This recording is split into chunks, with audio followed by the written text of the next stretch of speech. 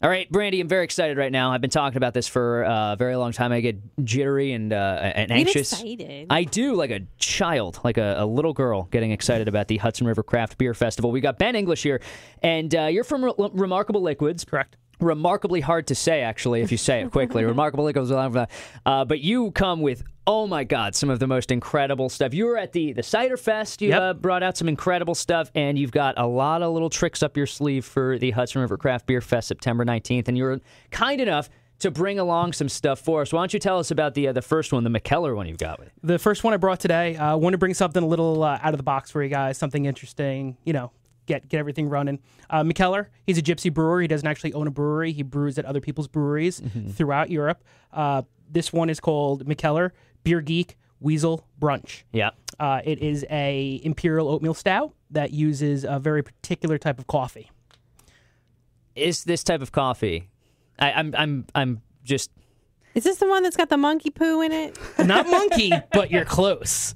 It's a weasel. So the civet, it's a cat. They're from South America, and they have a nose for smelling the ripest coffee beans when they fall. They eat the coffee bean, they digest the coffee bean, and then they poop it out. And then just like that bucket list movie thing. Right. Yes, that's actually where a lot of this coffee really gained its foothold into the American culture is through that movie.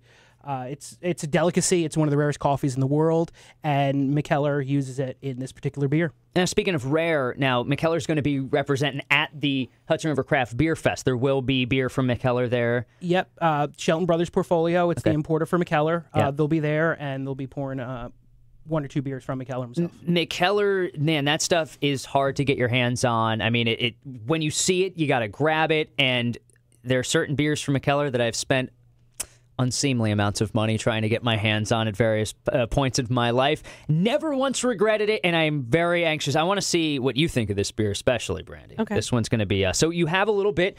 We've gotten approval from the grown-ups to actually try some beer in the studio, allegedly. So we're going to give this a shot. Let's see All right. how this goes, Brandy. Smells like beer. You're doing your wine person thing. Are you going to swirl it around? No, but it's got more of a darker color, a little bit of viscosity to it, almost like a little molassesy nose on it. Yep. You're pro already. Yeah. It's that little maple thing going on. Yeah, it's a little like a bolder stout. It's incredible. It's huge. It's well, that's it for me. I'm going to go. I'll see you guys later. Where's that bottle at? Oh, This is one of the best mornings I've had in a very long time already. So this is a very, very good one. Now, is this one going to be one of the McKellar ones that's available, or is it kind of you'll have to wait and see a wild card thing? You'll have to wait and see. It's definitely going to be a wild card. Got it, which is always fun. This one is delicious. This is a big beer, too, right? This one's kind of a hefty... 10.9% ABV. It's a big boy. It is viscous. It's got that thick quality to it. Oh, Brandy, keep your shirt on over there. I know it's 10%, but let's keep it settle down. PG. I usually wait till I finish the beer before I'm at that point.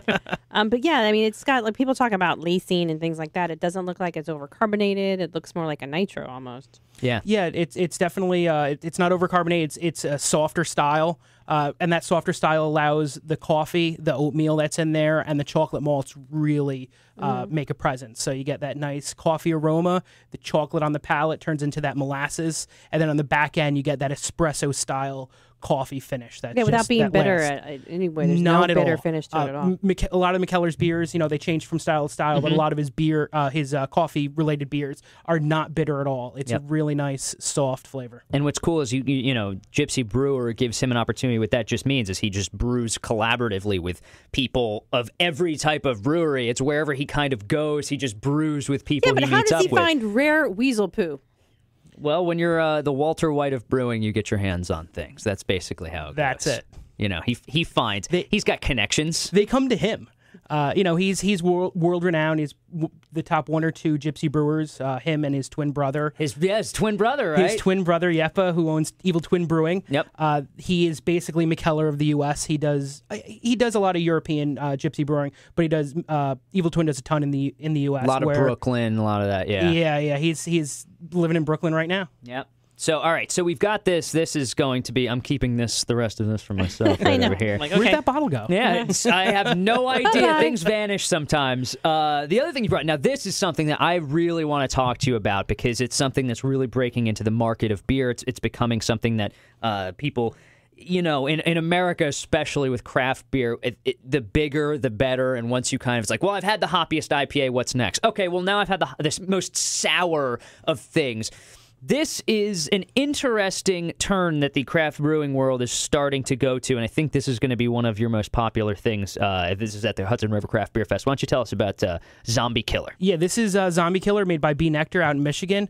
This definitely will be at the Hudson River Craft Brew Fest. Meads are becoming a fantastic little niche of craft beer.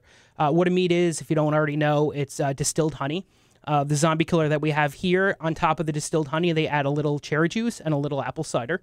That makes it what's called a sizer in the mead world. Some meads are higher in alcohol, around the wine range, 12 to 14%. I've seen some big ones. I've seen people buy a mead at a bar, not realizing how huge it was, and then you get to... it's a joyous thing to people watch after that.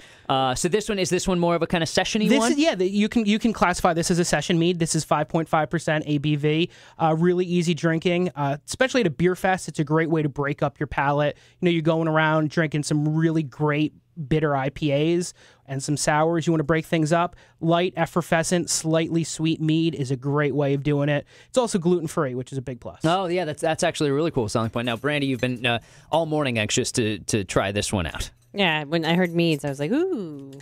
It's an interesting thing because it's not really, it's hard to compare because you kind of want to say like, oh, it's kind of like a wine, but it's not really. It's kind of that really interesting middle ground between cider, beer, and wine, and it comes together and beautifully. The color is like an apricot. I mean, that's probably from the cherry juice, right? Yeah, that's definitely from the cherry juice. And the lighting here in the studio. Mood lighting. And the first beer, probably. Yeah, I was going to say, you've got enough of the brunch weasel in you to anything is beautiful now. The great thing about meads, just like craft beer, there's so many different styles, so many different flavors to be found. It's just a whole new segment to explore. If you're into craft beer, getting into meads is just a great sidestep. I have found my it's extremely fall drink. Lightly carbonated. Yeah. Yep. But you definitely get that the apple, you get the honey, you get a little bit of that tartness from the cherry. Yeah, the tartness is what I like the most about it. It's just a delicate tartness, gives it another level of complexity. Yep. And with the effervescence, it's just a refreshing drink. Yeah, that tartness kind of brings it out of it. I can imagine it'd be very easy to go deep into heavy sweetness. So that kind of just like cleans off the palate. This is phenomenal. I mean, this is really, really good. We brought this to one previous fest, and it was the first keg kicked.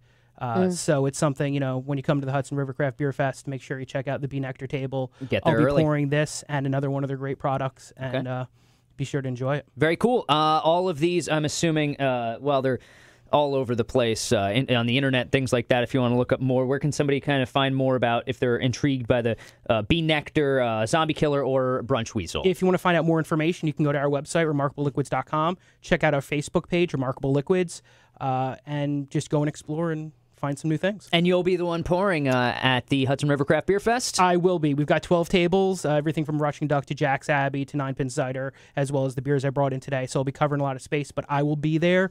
Come find me and ask a question. That's the beauty of the Beer Fest. You get to meet people who know what they're talking about, people in a lot of cases who have actually made this stuff, who've been around the making of stuff. So really great. Thank you so much for coming in. Really appreciate it. Looking forward to the Beer Fest even more somehow.